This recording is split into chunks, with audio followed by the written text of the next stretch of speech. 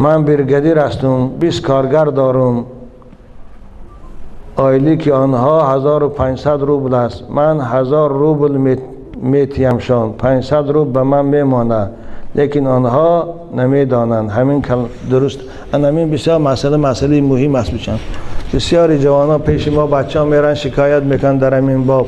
همین مسئله این حرام است عزیزان من. وقتی که اولش که شما به همون صاحب کارخانه قرارداد کنید که همین کارخانه شما مثلا من 100,000 روبل تیار کرده میتیم، من 100,000 روبل ده شما همین درازی هستی و گو که من همین درازی هستم، من 100,000 ده خودت کارگر یا خودت چیز کن بود کنته، این صورت شما کارگر خودتان قرار کنید چند سیمی میگیره آیلیکشا برای خودتان یک فایز میمونه باقی ندارم. یا که همون کارگرا رو که میگیره شما گویی که من همین کارخانه پولش همین قست، هر کدام شما در هر ماه همین 2000 سامانه میرسد، لیکن من به خاطر کاریابیم به خاطر من دوادو میخوام 300 از گیرم، شما راضی هستی یا نه؟ و اگر گان که راضی هستیم این صورت هم حلال است.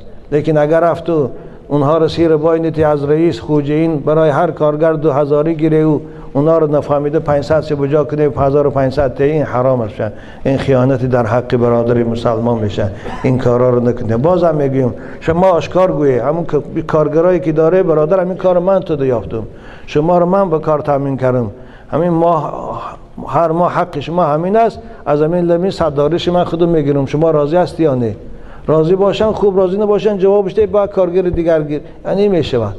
اما فریبشان نکنیم، این خیانت است. خدا خیانتکارا رو دوست نمیداره.